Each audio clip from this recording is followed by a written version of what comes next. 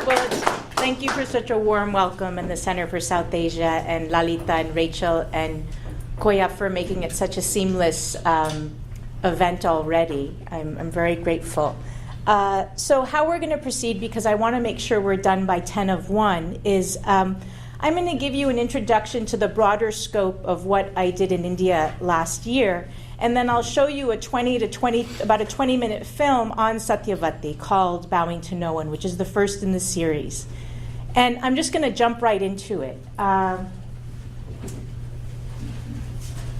So I'll give you background about the Fulbright. The purpose of the Fulbright was to do a series of what I thought would be 8 to 10, 2 to 5 minute shorts highlighting the diversity of women farmers in South Asia. And with a background in public health and nutrition, and then I did my PhD field work there, finished it in 2006 and defended. So I've been going back and forth there for 15 years. And so having been going there for so long, as many of you are beginning to do or have done being at the Center for South Asia, have a lovely network of people in the environmental movement, in the craft movement, in the women's rights movement, and just very good contacts and networks that have been built over 15 years. So this time I went to get an overview of the plight of women farmers. For various reasons that I won't go into great detail, women do a large majority of the work. But the purpose of this series is not to quote statistics, to give you all of the data on farming or farming suicides. The purpose of this is to allow the women to speak for themselves and to tell their story.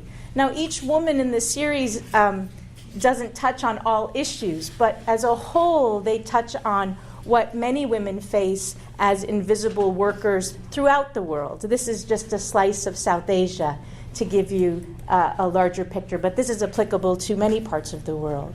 And so that being said, we'll show that film in about 15 minutes. What I'm going to do is show you a series of about 30 slides. Each section could be an hour long, and I won't do that. But I just want to give you the background as to how I came to this. Having been trained in the sciences and for various reasons, you very much focus on objectivity, you very much focus on quantitative data, you very much focus on statistical p-values, and it's a wonderful skill set to use, and I apply it to everything I do.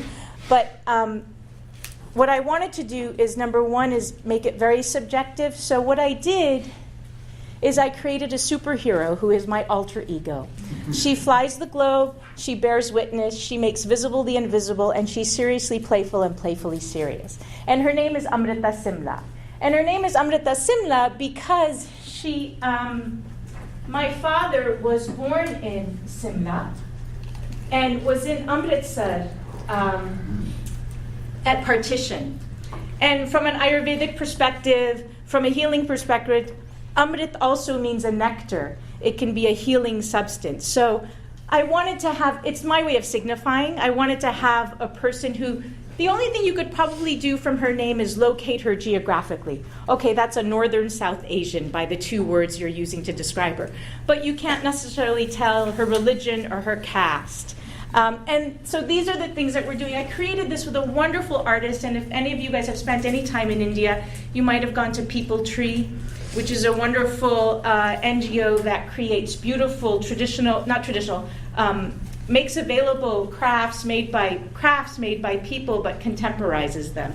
And I'm working with a wonderful artist who works for them a lot, does a lot of block printing. So these are some of the first renditions of Amrita Simla. And she's a superhero, as I said. So she bears witness, she's a vehicle for stories. And all superheroes have a story. And this is one narrative of Amrita Simla. Amrita Simla looking at the world from which her parents came. And I'll go into a little bit of detail with this, and then we're going to run through all the other stuff, because I want to make sure we have time for the film and then questions and answers. We all have layered narratives. We all have stories within us. Unless you are a Native American, you are an immigrant, a migrant to this country. And even if you are a Native American, you were a migrant across the Bering Straits to come and populate this continent. And so this is one version that I embody. I have other versions too, but this is the one that I'm sharing, and this is the one that I'm using. So a lot of this has, and it's very subjective, it has a lot of my family's archival photos. It has, behind this map, for example, is before the Europeans became the major map makers of the world, the Arabs were the map makers. So the very first map that you can't see, but I know is there because of the border, is a map of the world based on the Arab world in Arabic. In front of that is, we're playing with Islamic patterns, and this is a map of India before 1947 that I got through the British Gazetteer, for example. So it shows Lahore and Amritsar, which were sister cities, from which there was so much exchange. It shows my father in Simla. It shows the Jama Masjid where my family lived before 1947 in Old Delhi. My mother and her sisters, my parents with their nikah nama, their Islamic marriage license. The QE2 that they traveled on and their tickets. So here's a narrative. Here's a place from where the superhero emerges who tells these stories. And then there's about 8 of these. In each place I went in India, I would go photograph, film, document as much as I could. And then I'd come back to Delhi and I'd sit down with Sutanu and I'd be like, okay, Sutanu, these are the people I want in the graphic. Every single one of these creations are based on my photography, and Amrita Simla is there. She's drinking palm toddy in central India in East Godavari. This is what the first film is based on. These are the indigenous Adivasi people with whom I had the privilege to spend time. This is the patterning on Satyavati's door. This is the toddy tree under which we got the toddy and drank from. This is an abode where some of the Adivasis lived, and that is the landscape, of course stylized, but our version, and based very much on time and place. On May 2015, this is what was there. And then here are some of the photos of some of those Adivasi women and some men. Nagaland. I was in Nagaland and met 4 extraordinary rice farmers at the time. Again, it's stylized, but this was the patterning on one of the doors. This was the house of Kwetsolu. This is a photograph of her. This is her stylized according to Sutanu and my preferences. This is the kitchen. This is what was available to eat in the markets in May 2015. I was also there in May. And so again, it's about time, it's about place. I would say, Sutanu, they're wearing what they're wearing. We're not going to change it. That's the clothing that we're wearing. So it's about as anti-Walt Disney as you can get. It's not about making it uniform. It's about showing everything as distinct as possible, but hopefully in a way that is compelling. Hopefully in a way that will hook children and adults to want to know more. So in Nagaland, this is Kwetsolu, the woman who you saw the photo of with more, with a headdress on. This is her sweating and working in the mid-afternoon sun, preparing the land to receive the rice saplings. This is in Karnataka, in Mundgud, in Mainalay, also southern India. This is where there's a large community of Siddhis, Indians of African descent. And so, this is the landscape. This is the rice that they were harvesting. This is the corn that was this big in January or February 2015. This is the banana tree under which we interviewed her. So again, each film will incorporate these graphics, and the one you're going to see in about 10 minutes will be the first. I won't show you the footage, but here are the different Indian Siddhi women of African descent in this community. Some Catholic, some Hindu, some Muslim.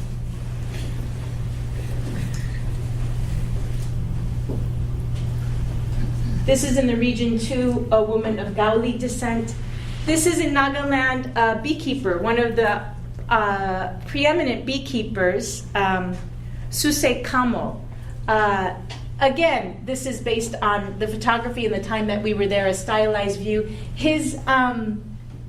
The gentlemen who taught him about beekeeping were a group of men who lived in the forest at a time when they were, and this history I don't know well, so I'm not even going to try, but they were working in the forests out of necessity as they were fighting for certain rights. And as they were living and working in the forest, his teacher, they had to survive, and so they understood and they needed honey, they needed something sweet, they found the bees, and so they lived with the bees, they learned how to harvest from the bees, and so when they did come out of the forest and join society again, they taught these beekeeping traditions. And these are based on indigenous bees. They're not imported bees. These are indigenous bees. They might not produce as much, but they're, again, as an ethnobotanist, they're specific to place, they're specific to a time, they're specific to the region.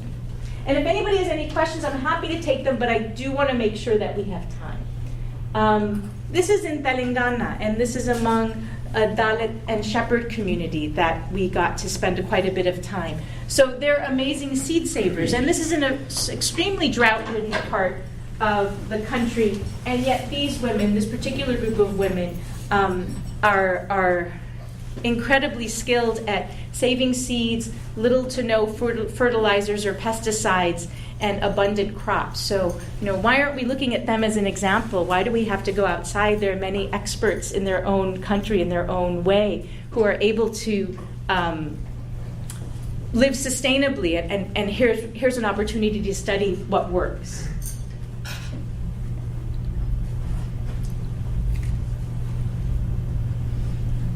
Rajasthan, Jodhpur. I got to spend quite a bit of time with a Mirasi caste of singers, a caste of women singers. And you just say sesame and they'll sing for 3 hours about sesame. In each location, I tried to document as much as possible local songs about the foods that were in season. So they are a part of the documentaries.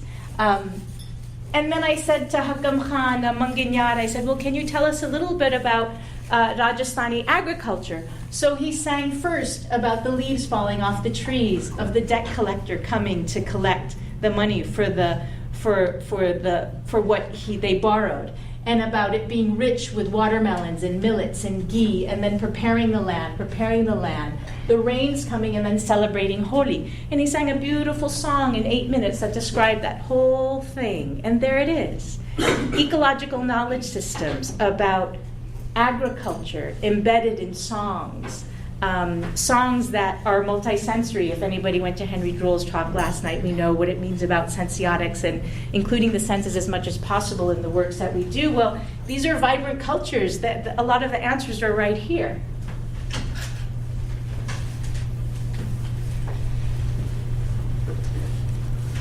And I'm going to quickly finish with this extraordinary woman. She's in her 90s. This is not far from Bangalore in Andhra Pradesh, but southern part. When we were with the Adivasis, we were more in the north of Andhra Pradesh. This is in the south.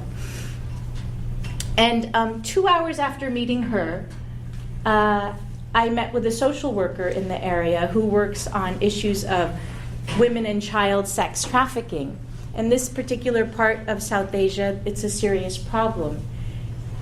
And I got permission to film and video a woman who, the week before, had just escaped 11 years of forced prostitution in Delhi. And so this is a woman who came from a farming family, and her husband sat next to her stoically and had been looking for her for 11 years. And there he sat, very moved. And so why don't we value this woman and all of her knowledge? Because if we don't, the end result is literally not just prostituting the land, but prostituting our people. Her brother, that family, could no longer make a living from farming. And so she went to another village where she was told that there was better pay, and she was abducted. And so this is what I love about being an artist and not an academic, is I can make these connections, and we can talk about them. And so why don't we value her? Because if we don't, the end result is not very pleasing. And so here's our stylized version of her in a sea of millets. Millets are some of the best crops for drought-ridden areas. Highly, highly nutritious, much more nutritious than our cash crops of wheat and rice. Even though South Asia has an enormous diversity of rice, millets are much more diverse. It is thought that this area and certain parts, I think, of West Africa are the centers of biodiversity of millets. Why aren't we growing them? If you don't grow them, you lose them. If you don't speak a language, you lose that linguistic diversity. So all these diversities are being lost because they're being silenced. And then I end with kind of where we began, and it's my way of reinserting my DNA in a place where my family is from, one part. I had mentioned that before 1947, my father's family had lived in Old Delhi. So for 15 years, going back and forth to India, as someone who was born in Pakistan, and that's a whole other conversation about visas and getting them. That could be a short, dark comedy, which I'm working on. But we won't go into that now. One of the other things I did, and I just, you can pass these around. I would like to get them back. These are just some small photographic books about the porters of Old Delhi. So Old Delhi has one of Asia's largest spice markets. And there's a building called the Gadodia Market Building, which is, if you go to the end of Chandni Chowk, there's, is it the Fatima Masjid? It's older than the Jama Masjid, which is a large mosque there, and it was built by a woman. So what's adjacent to that is the Gadodia Market Building. And that is the nerve center of the wholesale spice market. And so for the year, whenever I was in Delhi, I would go and just hang out. And I quickly learned to hang out on Sundays because that was when none of their bosses were around. And they allowed me the privilege of photographing them. And I didn't want photographs of them lugging stuff. There's plenty of that. I'm not interested in that. And I wanted them to determine how their photographs were taken. So what's going around right now is the summation of about 3,000 photos into about 40 ones that I liked and that they liked. But this is our stylized version of it. This is Amrita Simla bearing witness to these porters who are migrants within their own country. And 99% of them all come from farming traditions. So they all come from farm labor, either as owners and or working on the land. So it's a continuation of our connection to the land or lack of it. So I leave you with that, and what I'll do now is I can take questions while I set up for the film.